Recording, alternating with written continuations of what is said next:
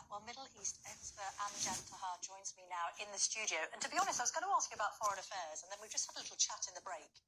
And you've been talking about Britain's extremism problem. You're somebody who speaks out against anti-Semitism. You speak out in favour of moderate Islam as opposed to extremist Islam. What's your analysis of the state of affairs in Britain? Because we've got the Labour government right now considering defining Islamophobia in a way that some say might open the back door to blasphemy laws. I think you have more, well, thank you for having me, and I think you have more extremists in UK than you have in the Middle East. Really? At this stage, absolutely. The things that some of the Islamists say in various mosques, and we have been seeing that online, the terminology they use, the analysis they make, the statements they actually make, they would not be able to say it all the way in Afghanistan, for example, or in Iraq.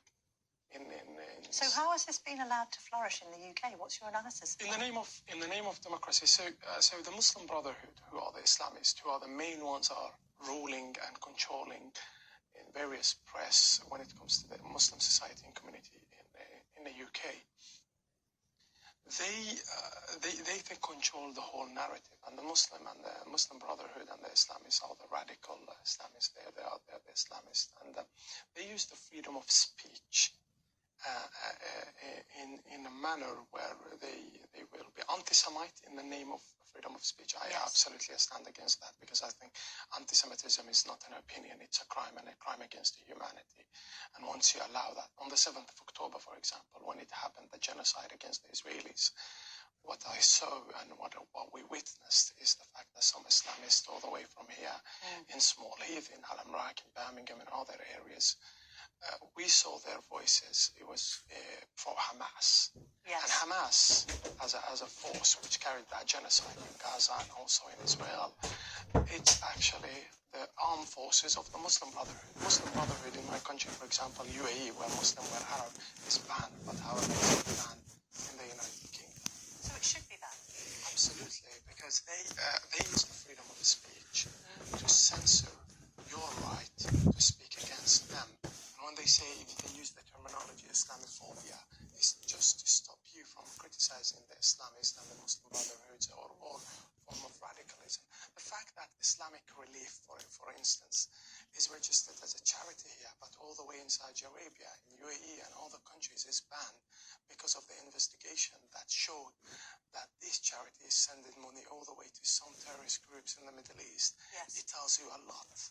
What do you think then? This Islamophobia definition, obviously people are worried about it in the UK because it could prevent legitimate criticism of people who have behaved in an extreme way. I mean, moderate Muslims are saying, look, we don't want to be accused of being terrorists. We don't want to be accused of being members of child rape gangs. We just want to live our lives harmoniously with British people.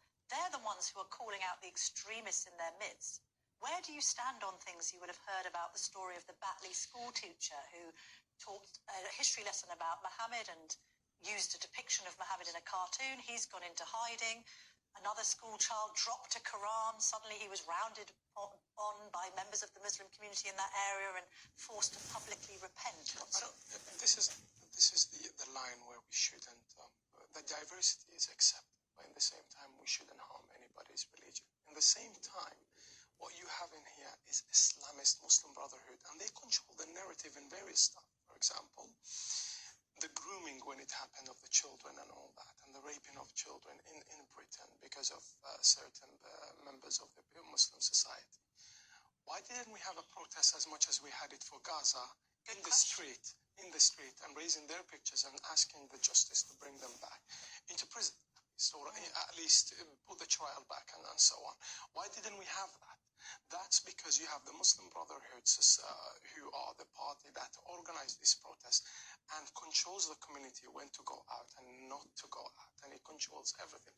When you have illegal immigrants coming all the way to Britain, for example, the Muslim Brotherhood all the way in Al-Amrak, all the way in Small Heath, all the way in Birmingham, in Sheffield, what they do, they actually bring them lawyers, change the cases. They literally work on changing their cases where it fits the Home Office that they give, going to guarantee them citizenship or a refugee status. And what they do after these guys become a citizen, they become loyal to the person that helped them to get the citizenship.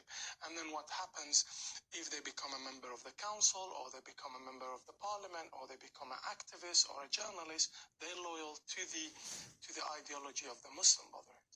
Salafism, all type of radicalism, Al-Qaeda, ISIS, all that is started in radicalization at the first stage, which is the Muslim Brotherhood, which is exactly when the review in the parliament happened here in 2015. He spoke about that the Muslim Brotherhood stand against the morals and the values of the British people, and is dangerous, and is a secret society. It uses schools, mosques, and other places to indoctrinate. Yeah, absolutely. But Amjad, we're running out of time. What's the solution here? What should the British authorities now be doing to stop this, to try and stop the extremists in our midst? I mean, it's extraordinary for you to suggest that Britain has more extremists in the Middle East when you consider Iran. Yeah, there is an investigation I came across, and a lot of studies that I came across, and I heard from people in Birmingham, for example, that some of the Muslim Brotherhoods, they control some councils, yes, and they only provide houses to certain people from the community and abandon others. All right. So what should we do about it? Ban the Muslim Brotherhood. Ban the Muslim Brotherhood to protect your children. Ban the Muslim Brotherhood to protect the right of the woman. The Muslim Brotherhood, they have a problem with a Muslim woman who does not cover her hair. They have a problem with a child who does not pray at 6 months old, and they believe in the punishment and capital punishment for that child.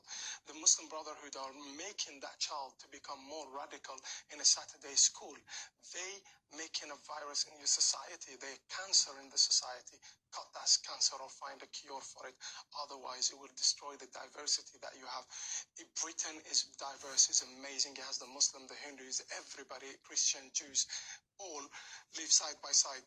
But what the Muslim Brotherhoods will do, put all these people in danger. And the best example for that is that they did not allow, the Muslim Brotherhood did not allow anybody to erase the picture of baby Kafir, who was kidnapped by Hamas as a hostage. But we stand with the Gazan children as much as we stand with the Israeli children, but they do not want that. All right, Amjad, thank you very much indeed. We need to leave it there because we're running fast out of time. I'm going to